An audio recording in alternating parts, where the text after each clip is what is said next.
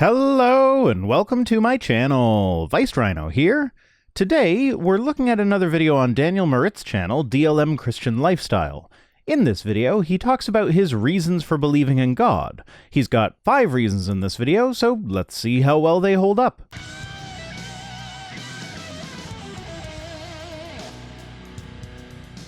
Does God really exist? No. Thanks for watching. Special thanks as always to my patron. Oh, damn, there's more.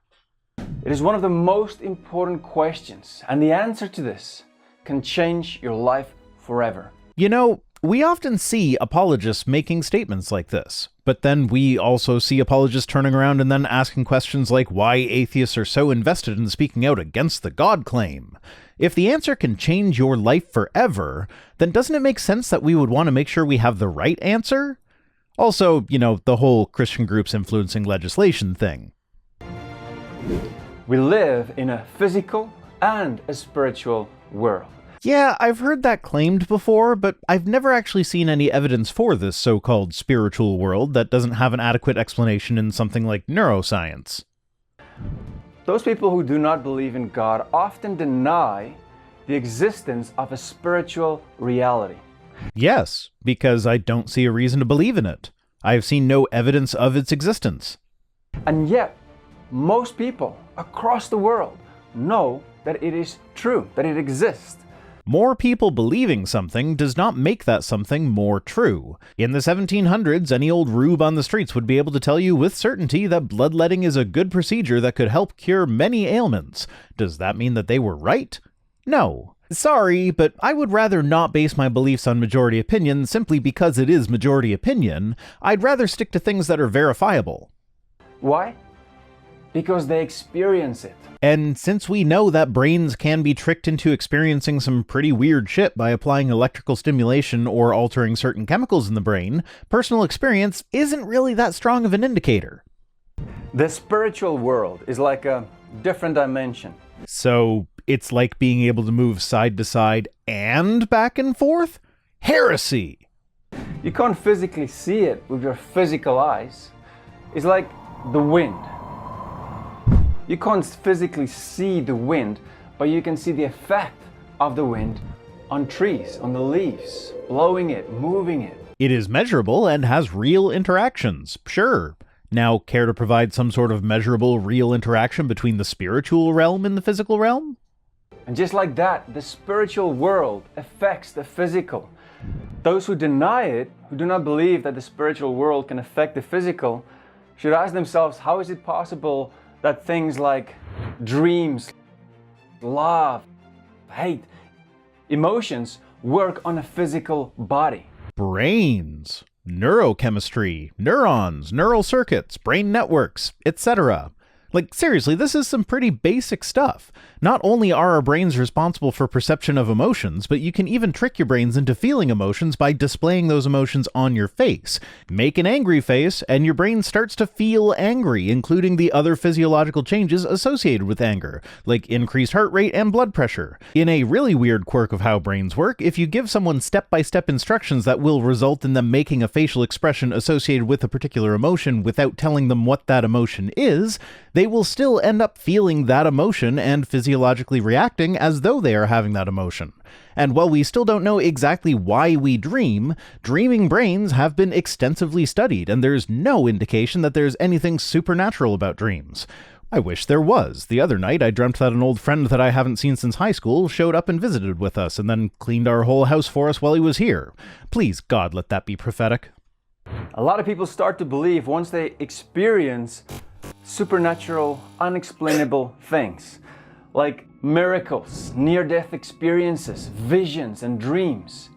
I have never seen a well-documented case of a miracle. Visions can have many causes, from drugs to stress to overtiredness to migraines and more, all having measurable effects on the brain and its perceptions. Near-death experiences, or NDEs, are harder to directly measure, seeing as how causing someone to have an NDE so that it can happen while we're scanning their brain would necessarily involve a very large risk of actual death. But through linguistic analysis of the accounts of NDEs and the accounts of various drug uses, we can narrow narrow into what drugs cause changes in the brain that are similar to NDEs. And with this method, researchers studied over 15,000 accounts of drug use spanning 165 different psychoactive drugs, and found that the one that matches up the most closely with NDEs is ketamine. So we know how ketamine works in the brain. It is an NMDA receptor antagonist. We do not know exactly how NDEs work in the brain, but we do know that experiences that are incredibly similar to NDEs can be induced with a specific psychoactive drug. And we know that NMDA receptor antagonists do exist within the brain and are released in close proximity to death. The result here is that I still see no evidence of a spiritual realm existing from any of this. And then there's the evil side, like witch doctors and Satanists. Things like that are just the excuses that Christians use when religions other than Christianity claim to have evidence of supernatural events as well. And that takes us to the second point.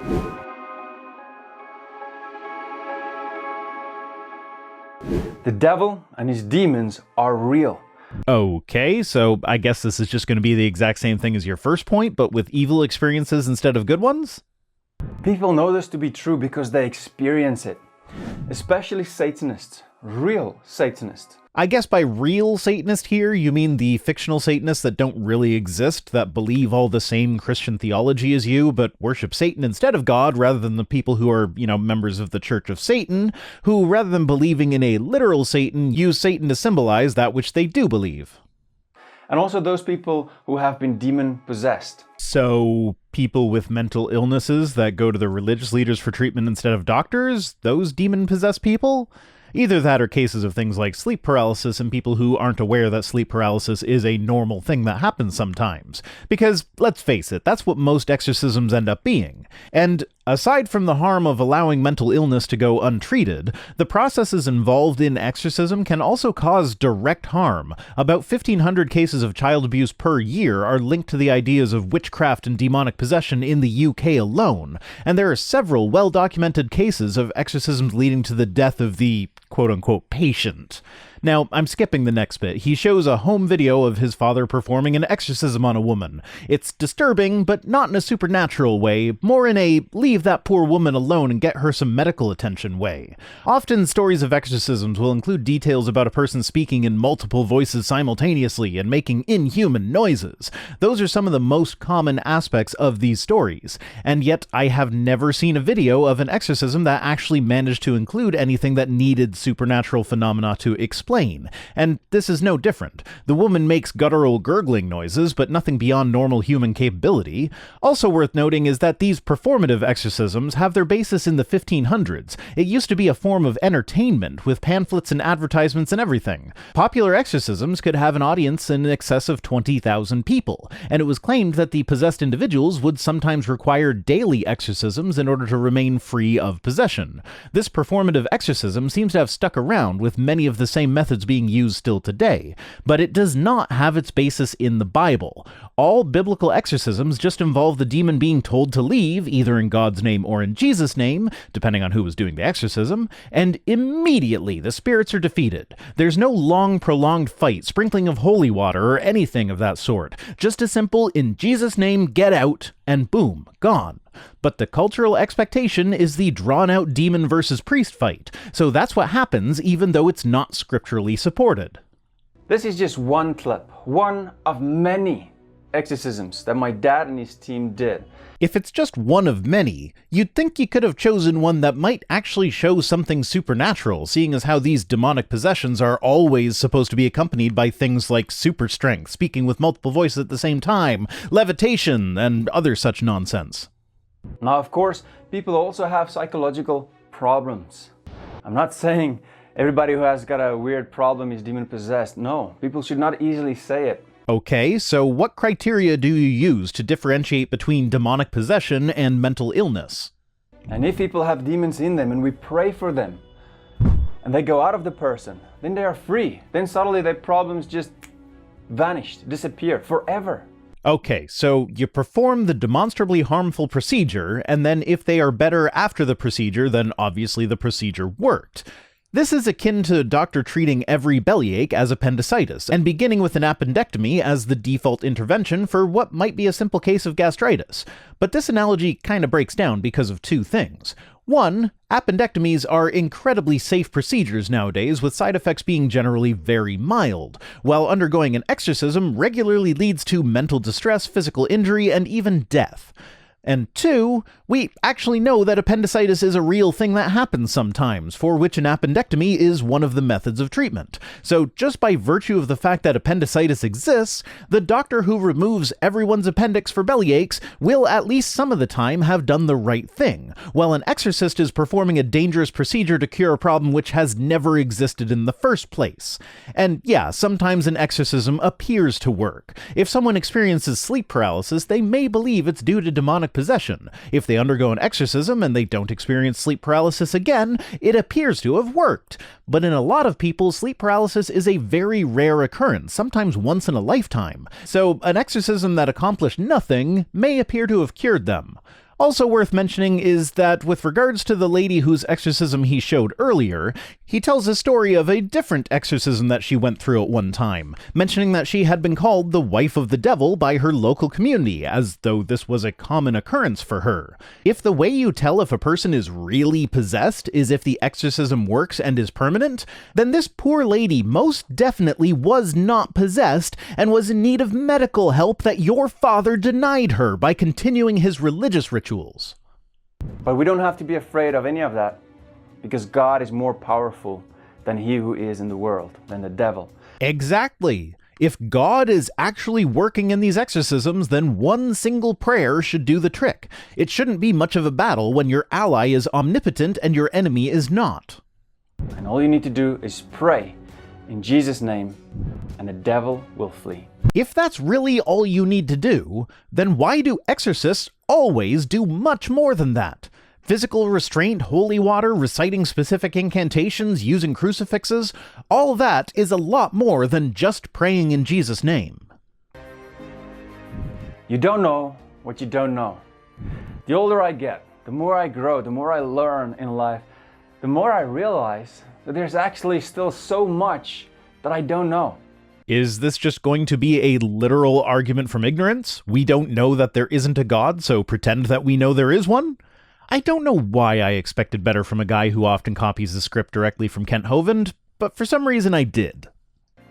And a lot of people who deny the existence of God, they do so without any evidence, because you can't prove that God does not exist. I mean, if we're just keeping the definition of God nebulous, then yeah, I can't prove that it doesn't exist. But the more attributes you assign to your God, the more likely it is that I will be able to disprove it. But then, of course, the apologists always have some way of wiggling out of the corners that they pin themselves in with their definitions, usually by appeals to mysterious ways or something. What it comes down to is that the God proposition is completely unfalsifiable, and as such is also completely useless. You can't prove that my invisible purple unicorn doesn't exist, and you don't know what you don't know. Therefore, my invisible purple unicorn exists. Not only that, but my invisible purple unicorn wrote a book that says that everybody knows deep down in their hearts that she is real, so why do you deny the truth in your unrighteousness? So, they deny the existence of God with no evidence, and you can't do that.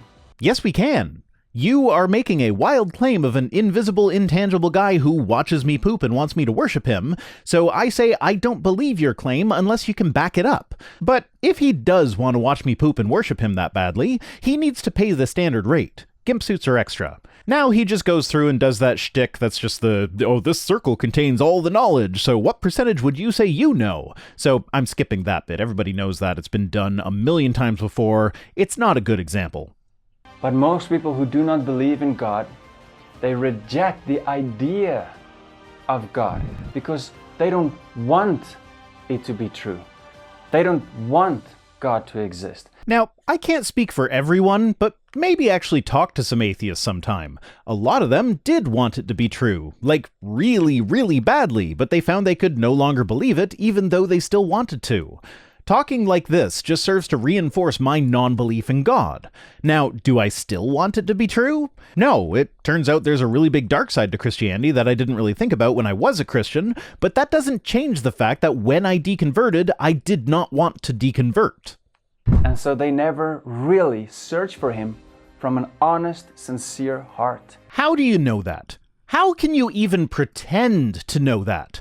How fucking arrogant do you have to be to act as though you know enough about the inner workings of people's minds to know how sincere they may or may not have been in their search for God? Fuck off. God says in Jeremiah 29 verse 13, "You will seek me and find me when you seek me with all your heart." Read that verse in context sometime. It is not saying that anyone at any time will find God when they seek him with all their heart. It is saying that the Israelites that are currently in exile under the rule of Nebuchadnezzar will eventually be allowed to return to Israel after 70 years in exile. And after that 70-year period is ended, God will fulfill the promise to return you to Israel if you seek him with all your heart. So no, the Bible does not promise that every single person who seeks God with all their hearts will find him. The interpretation that you are forcing onto it can only serve to alienate those who did seek God with all their hearts but found nothing, people like me. If you want to have any hope of recovering lapsed believers, maybe don't tell them that they just didn't try hard enough. It won't help, and it's not biblically supported when you look at the larger context of the verse. The creation points to a designer. Why? Because everything works together so perfectly that it is impossible to be here just by chance. How do you mean works together? How exactly does everything work together? That's kind of a weird way to phrase it, implying intentionality where none necessarily exists. But I mean, I guess that's kind of the whole point of the argument from design, so go on. I like what John Narogo said. He said, "Life in this universe is balanced on a knife's edge. There are around 50 constants of nature. That's things like gravity and the speed of light. And if there was any change to the slightest degree imaginable, life would not be possible. And they are independent of each other. And for all of them to have been put together to allow life itself screams out intelligence behind the whole process." There's a lot wrong with that statement. For starters, we don't have any way of determining at this time which of the constants are truly fundamental and which are derived, and it depends on which physics model you're using as to which ones are fundamental and which are derived. If we use the theory of general relativity to account for gravity, and the standard model to account for matter fields, electromagnetism, and the strong and weak nuclear forces, then we have a total of 19 fundamental constants, not 50. And we know that there are problems with general relativity and the standard model, so it is possible that there may be fewer than 19 constants that are truly fundamental. There's also the anthropic principle. If life were not possible in the universe, then there would be no life in the universe to wonder at how amazing it is that life is possible. Seriously, if there were no God, what sort of universe would you expect to find life in? One where it is possible for life to exist. But seeing as how God is all-powerful, I feel like better evidence for God's existence would be if we existed in a universe where life clearly was not possible, but we are being sustained by God's power. The fact that we exist where it is possible for us to exist is entirely expected from an atheistic perspective. Look at how far we are from the sun. Any closer and we would burn to a crisp. And any further and we would freeze to death. That is nothing special. There are literally billions of planets that are Earth-sized that orbit in their star's habitable zone, an estimated 40 billion in the Milky Way galaxy alone. We are at the exact right spot in the galaxy to survive. Astrobiologists have identified 24 planets that they consider to be super-habitable. That is, they are potentially better at sustaining life as we know it than Earth is. And that's just out of 4,000-ish extrasolar planets that we have successfully identified. There are an estimated 100 billion planets total in the Milky Way. So if the ratio of just planets existing to how many planets are in their star's habitable zone stays the same, then that means an extrapolation would yield 600 million planets in the Milky Way galaxy alone that are better for life than Earth is. And yet, here we sit on our own little mediocre rock, when we could have a much better rock. How great is God's love for us that he gives us the beater planet instead of the shiny factory model. Nabil Qureshi, who used to be a Muslim and then he converted to Christianity after finding the truth, he also talked a lot about this. He said that even the moon is just the right distance from the Earth for life to exist. The idea that the moon is the right distance from the Earth for life is based on the idea that abiogenesis may have happened in tidal pools, and the cyclic replenishing of the pools because of the action of the moon may have been a key contributing factor to the process. And yet, I know from your other videos that you don't accept evolution or abiogenesis. So why is it that you think the moon is important to life? It actually takes more faith to be an atheist than to believe in God. This statement is always curious to me. I thought having more faith was supposed to be a good thing. Or is this an admission that faith is actually a bad way of coming to knowledge? Like, I get why they say it, because atheists will often point out that faith is an incredibly flawed methodology that essentially breaks down to, I just feel like it's true. So they're trying to turn that around and saying, oh yeah? Well, you use more faith than I do, as though that is going to score them some points. But this is just a pretty explicit admission that faith is bad methodology. And on top of that, it's a patently false statement. Atheism does not take faith. It is literally just waiting for the religious believers to present evidence that is not based on faith before we accept their conclusions. It takes more faith to be an atheist than to believe in God.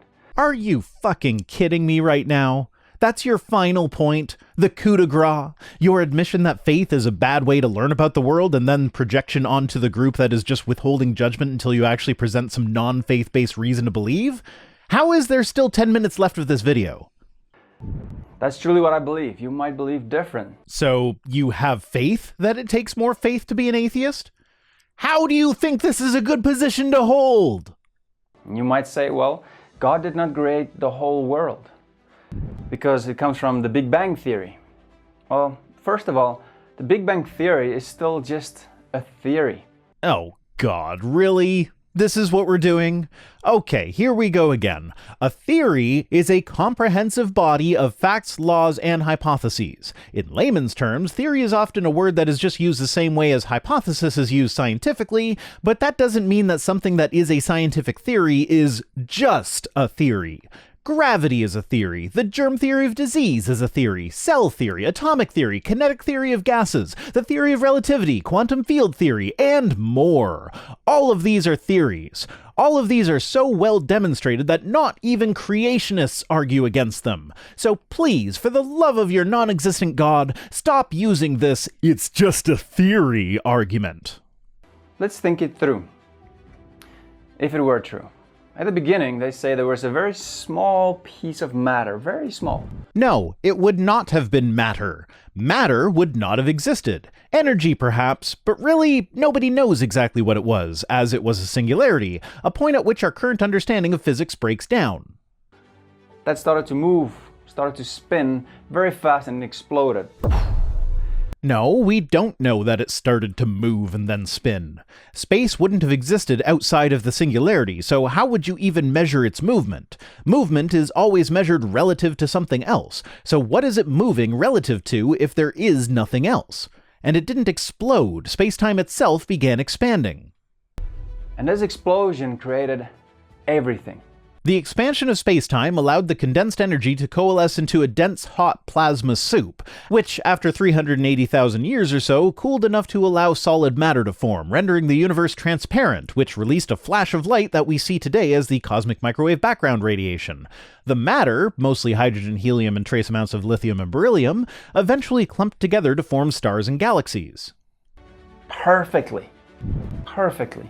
Actually, decidedly not perfectly. If the Big Bang had been perfectly uniform, then stars wouldn't have been able to form, and we wouldn't be here to talk about it. So the imperfection is literally what allows for life. But sure, that's evidence for design.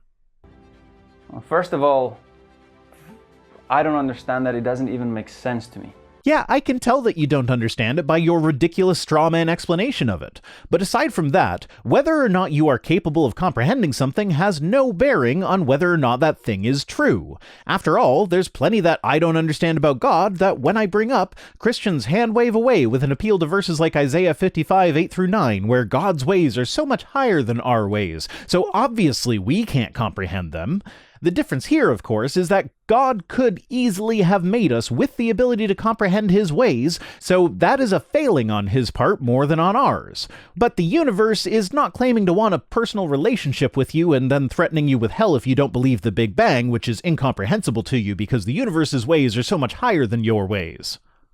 It doesn't make sense because when there are explosions, it almost always just destroys things. Good thing it wasn't an explosion then. But really, it just needed to spread things out unevenly so that gravity could work on the hydrogen gas to condense it and form stars. Are explosions good at spreading things out unevenly? Even if it was an explosion as you were describing, it still works because all that we need from the Big Bang is a slightly unevenly distributed amount of hydrogen gas being spread out. It doesn't create new things, especially life. 0 people think that life was created by an explosion. But okay, let's think it through. Think it through with me. So, this piece of matter, where does it come from? Unknown. It may have existed before spacetime came into existence and so is effectively eternal, having existed for as long as time has existed, which is approximately 13.8 billion years. It may have been created in the destruction of a previous universe, which had slightly different constants than ours in a bouncing cosmology. It may be that the arrow of time reversed at the moment of the Big Bang, and there is a cosmic inflation going on that provides many Big Bangs in many universes. It may be that the total energy of the universe is equal to 0 when you add up all the positive and negative energy, and so the singularity was able to spontaneously arise from an unstable nothing without violating any laws of thermodynamics. The most likely possibility, though, is that we still haven't even developed the correct model for the origin of the singularity, but there are a few dozen contenders. One thing is certain, though, we won't make any progress by giving up and saying that the problem is too hard to solve, so it must have been God. Who created the time to put it in? Who created the space to put it in? Because it needs space to be, and it needs to be time for the time of the explosion. These are covered by multiple cosmological models, but again, the correct answer at the moment is that we don't know exactly how time and space came into being. But you aren't asking how it happened, you're asking who made it happen. Your question assumes that there was a who to have done it. How have you made that determination when you haven't determined how it was done? And then also energy. It needed energy to start moving, to spin, and to explode. It was energy. There was no matter until after its expansion began. It had to be created at the exact same time. Space, matter, time, and energy. Kent Hovind also talked about this, and he said, if there were matter, but no space, where would you put it? If there were matter and space, but no time, when would you put it? You can't have time, space, and matter come into existence independently. They have to come into existence simultaneously. Well, at least he credited Hovind this time instead of just parroting his words exactly and pretending like they were his own. Here's the thing with that. Aside from just being completely wrong and asinine, my personal favorite part is the if you had matter and space but no time, when would you put it? The question when assumes the passage of time. If you have matter and space but no time, then when time comes into existence, matter and space are already there. So it appears as though matter and space are eternal in the sense that they have no beginning. But that is only because the concept of a beginning requires time. So if they were already there when time began, they just appear to be eternal, and for all intents and purposes, they are eternal. And that is basically my bungling explanation of the Hartle-Hawking model. Now, forgive me, but I consider James Hartle and Stephen Hawking, both top-notch physicists, to have a more authoritative opinion on the matter than a man who had to purchase his diplomas from a diploma mill. And even if they were valid diplomas, they aren't in fields that have anything to do with theoretical physics. His first one was in Christian education. That was the one that he first used to call himself Doctor. So even if Kent Hovind really were Dr. Hovind, his doctorate is in indoctrinating children. Not a great qualification for discussing the Planck epoch of the early universe. Even if we're not talking about the Big Bang, just creation itself. Time, space, matter, energy to come into existence at the same time.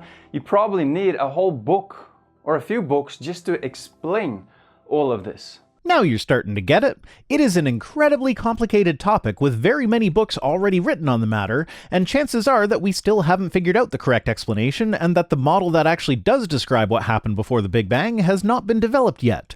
So, what are you saying here? That it takes lots of book learning to understand, therefore it can't be true?